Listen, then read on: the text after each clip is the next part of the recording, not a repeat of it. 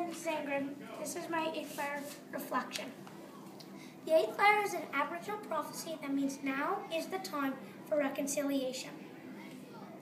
I've seen the eighth fire series twice. I found it an interesting series, and I learned a lot of things from it. I felt sad and angry watching this series because it was hard to believe what the Aboriginal people went through. Before the Europeans came to Canada, the First Nations people lived throughout Canada for thousands of years. They had their own culture, traditions, and ways of living, which varied depending on the tribe they lived in. They believed in living in harmony with all things, and they were doing just fine until the Europeans came. Right here I have pre-contact. So this is what it was like before the Europeans came to Canada.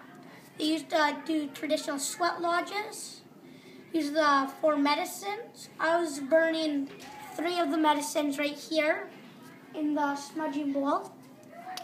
They used to have powwows. And they still do. They still do. And they used to live with the land, and they lived in harmony with it. When the Europeans came, they wanted to settle the land.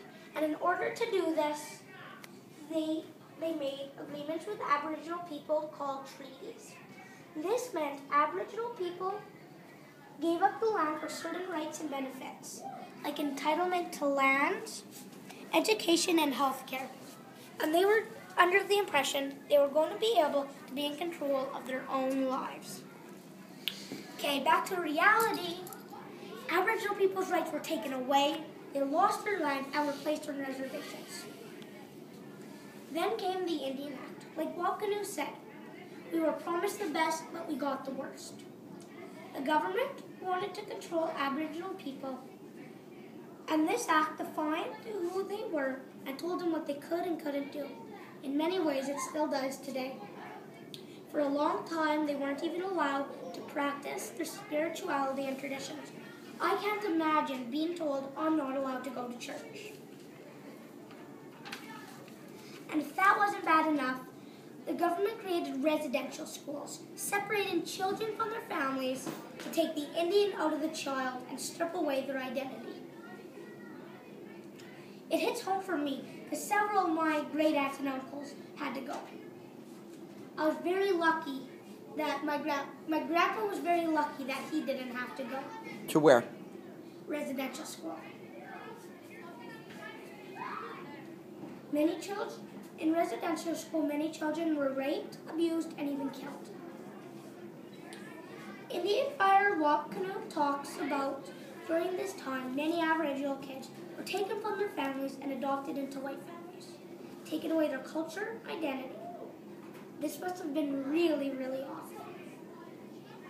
Today, these issues continue to impact Aboriginal people, and not much has changed for the better. Here I have the residential school in Kenora. That was located where Treaty 3 police station now is located. It makes me sick, the conditions many Aboriginal people have to live in, and the rest of Canada turns a blind eye to these issues. In fact, many Canadians aren't even aware about what really happened between the Aboriginal and the Europeans.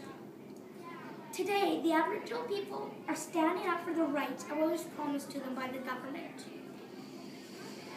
Idle No More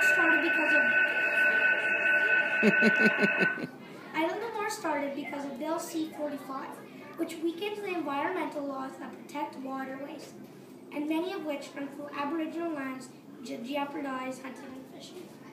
And people went into the big cities to protest. There was roadblocks here. My mom went to school with some of these people here as well. But lots of people stand up to these issues. Okay, and what does your mother have to do with your life in this project? How did she help you? She helped me a lot with this project. How does she know about these things? 2 reasons. One of the reasons is because she is Aboriginal, and the second reason is she has a master's degree in Aboriginal social work. Okay, perfect. Teresa Spence, right here, went on a hunger strike to bring attention to the treaty rights and social conditions of Aboriginal peoples. It seems these protests were the only way to get the government's attention. And that's enough already.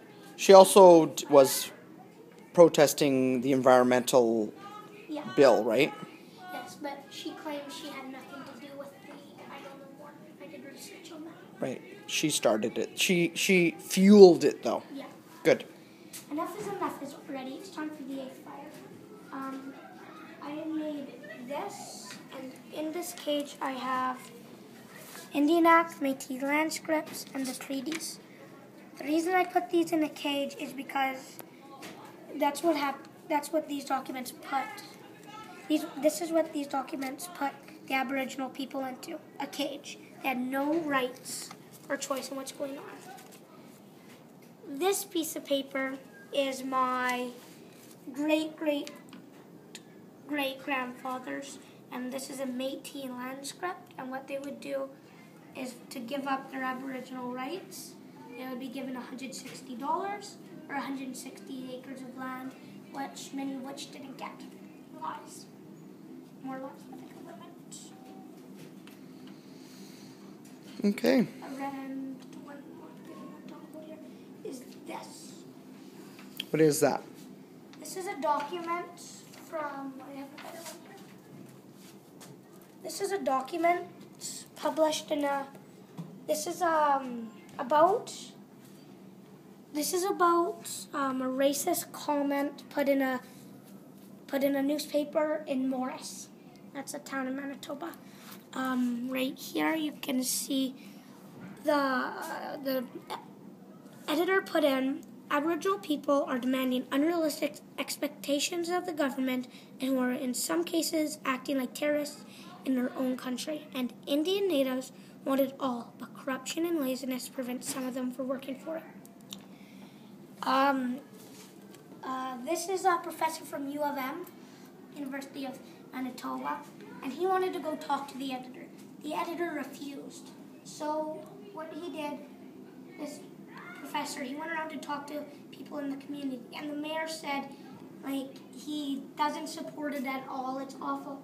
And some people are actually pulling out their ads because of those comments, and it just shows you can make a difference to racism.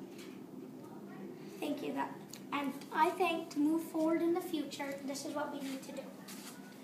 We need attitudes and stereotypes need to be changed on both sides, the Aboriginal and the European. It starts with us, the young people of Canada.